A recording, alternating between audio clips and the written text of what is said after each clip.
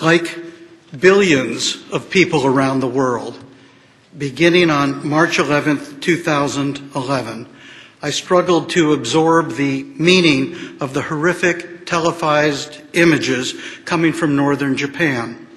Like others watching from afar, I witnessed the shocking devastation caused by a massive 9.0 earthquake, followed by a 50-foot tsunami. And like others, I witnessed the unfolding catastrophe at the Fukushima Daiichi nuclear power plant, where the earthquake and tsunami crippled its operations, leading to nuclear reactor meltdowns and explosions, and the dreaded release of radioactive gases and particles that spread over vast areas of land and sea. While we have all been witness to this enormous and still unfolding human tragedy, I've used much of this past year to think about these catastrophic events from my perspective as a longtime local official right here in Irvine, right in the middle of Southern California and just 22 miles north of the San Onofre nuclear generating station. Like Fukushima Daiichi, San Onofre is an aging nuclear power plant with a troubled history, located in a geologically uncertain and unstable place. After a year of research, including meetings with engineers and scientists, numerous briefings, and even a tour of the San Onofre facility, I've learned a great deal. I don't claim to be an all-knowing expert. In fact, I haven't met anyone who would claim expert knowledge and infallible judgment in all the complex matters of nuclear safety. But I do know enough to have reached this conclusion.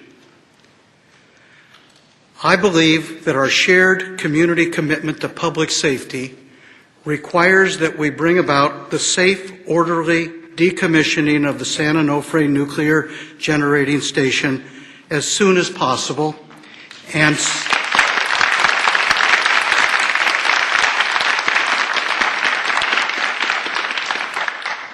certainly before 2022, when the current San Onofre nuclear reactor licenses expire. I believe the period immediately ahead should be used for planning the quickest possible transition to safer and more reliable energy sources. It should not be time squandered engaging in a bitter, divisive fight with San Onofre's principal owner and operator, the Southern California Edison Company, regarding the possible relicensing of the aging San Onofre facilities for yet another 20 years, thereby extending its operations until the year 2042.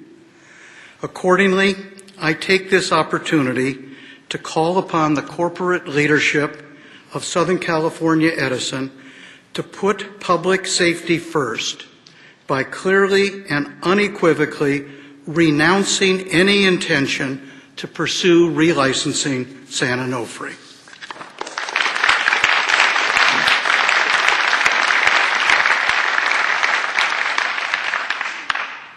Here are the common sense lessons learned that inform my views about nuclear power generally and San Onofre in particular.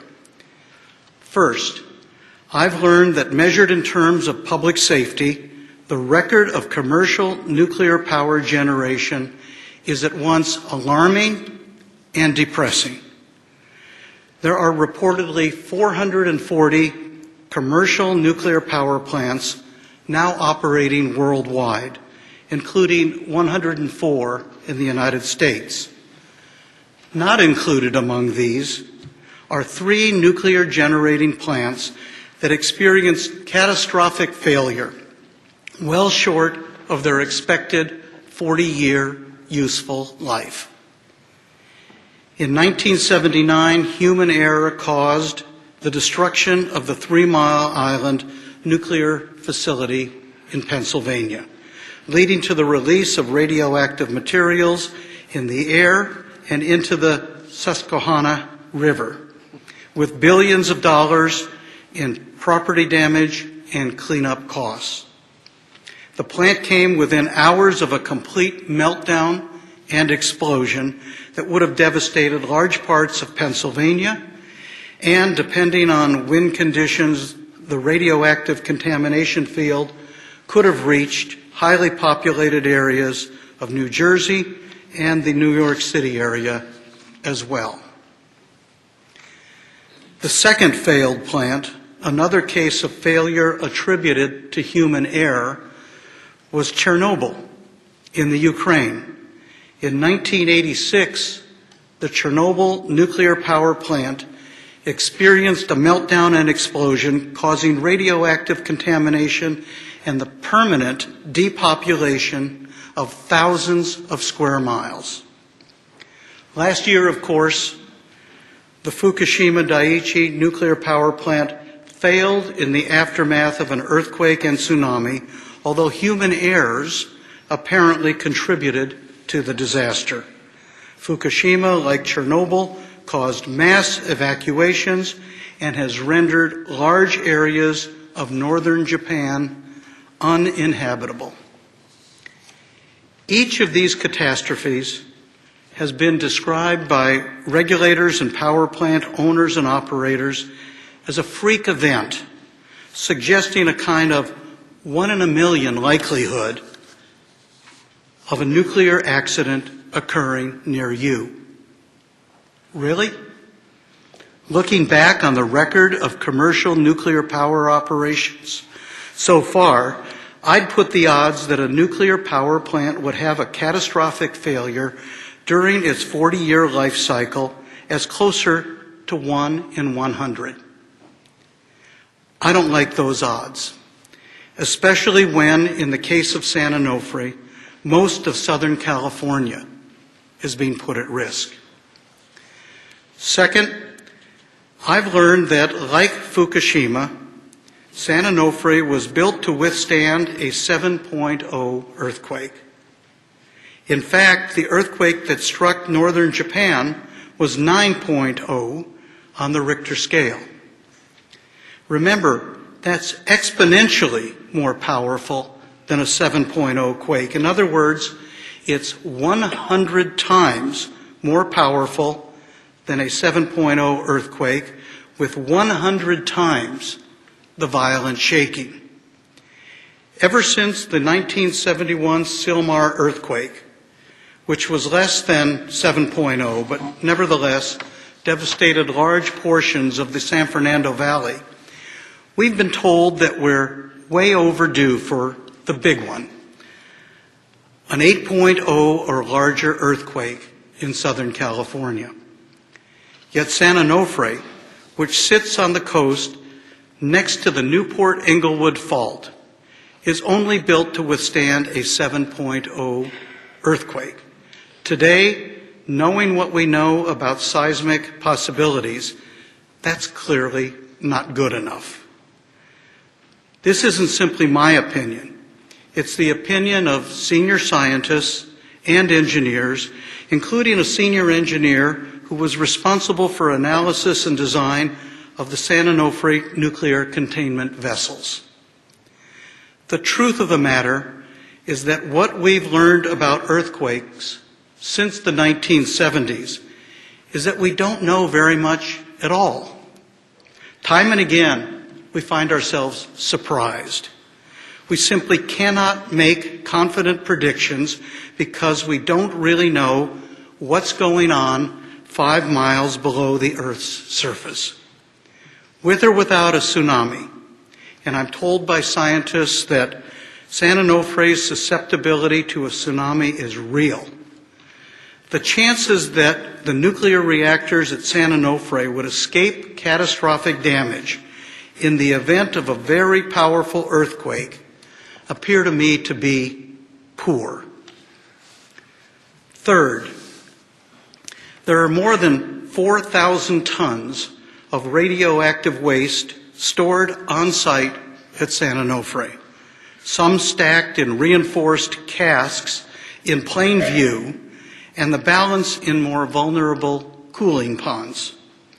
The federal government's failure to provide a national nuclear waste repository, one that can secure nuclear waste for thousands of years, only compounds the risks we face at San Onofre. Fourth, there is no way that public officials could possibly manage a full-blown nuclear emergency at San Onofre. Current evacuation plans appear to be totally inadequate, prescribing an evacuation zone of just 10 miles that includes about 150,000 people in San Clemente, Dana Point, San Juan Capistrano, and a number of smaller communities. Fukushima's evacuation zone ranged from 12 miles, that was the area imposed by the Japanese officials, up to 50 miles, which was recommended by U.S. officials. A 50-mile evacuation zone around San Onofre would reach to San Diego in the south and to Long Beach in the north.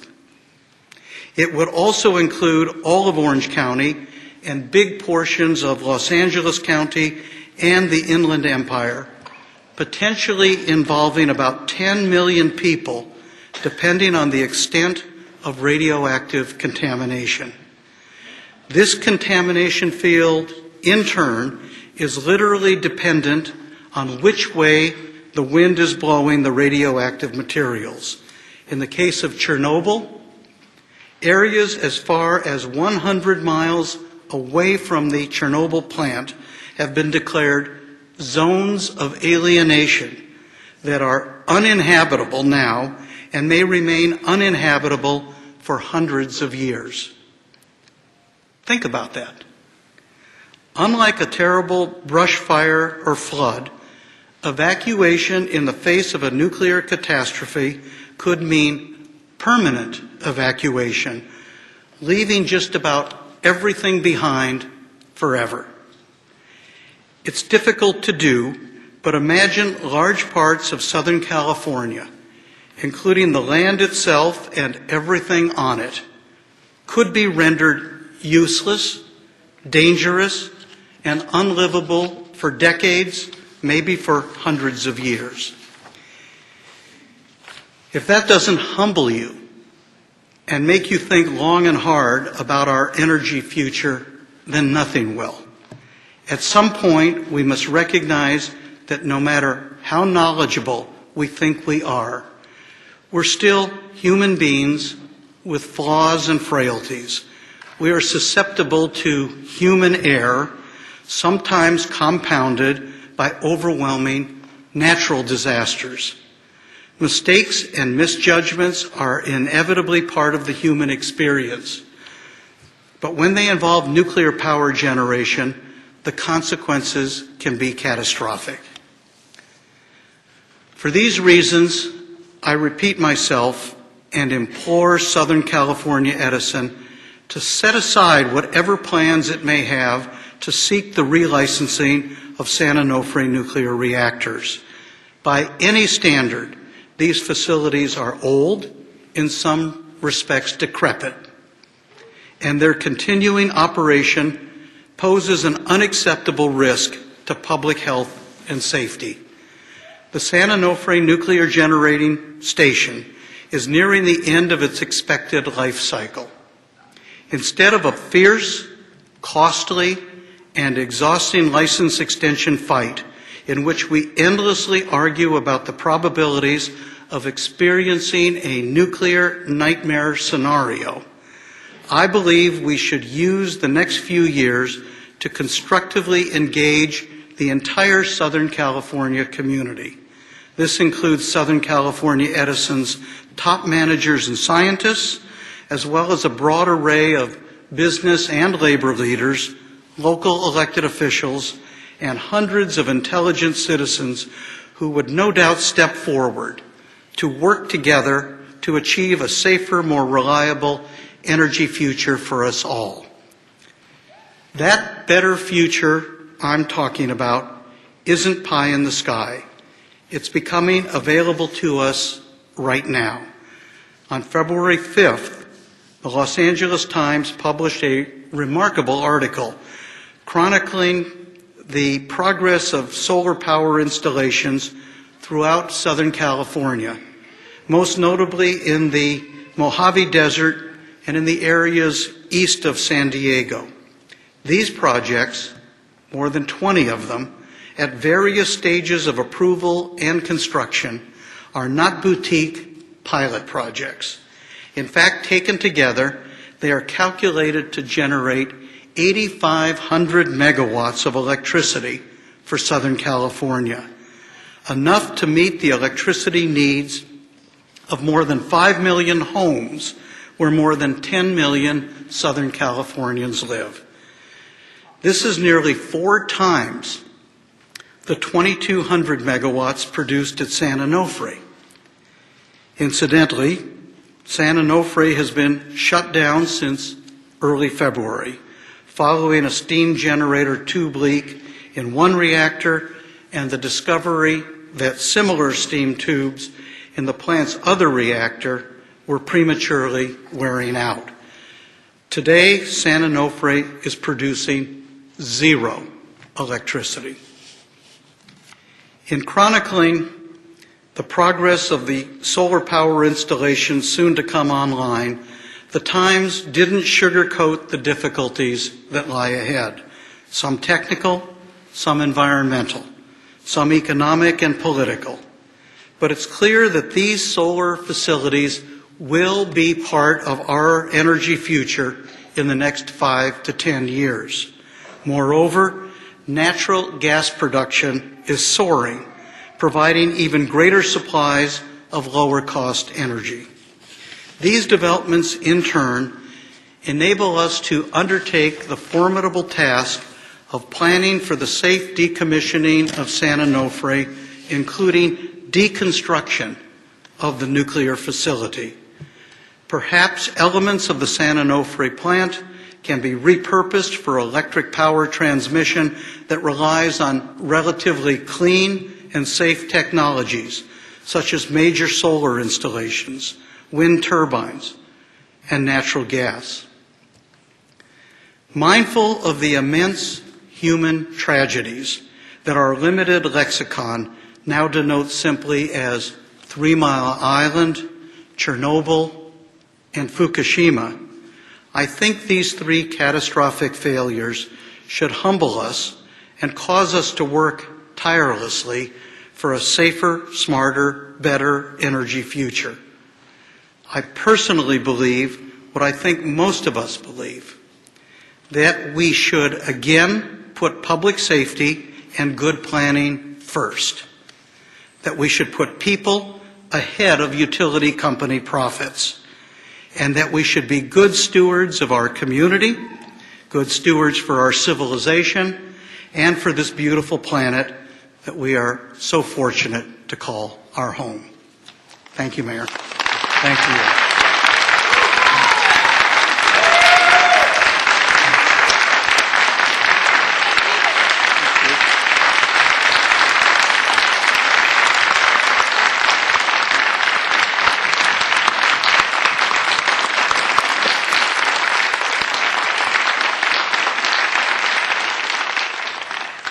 In the event that the San Onofre nuclear power plant experiences a Chernobyl-like or Fukushima-like catastrophic failure, resulting in a major widespread radioactive contamination field, what are our city's public safety responsibilities?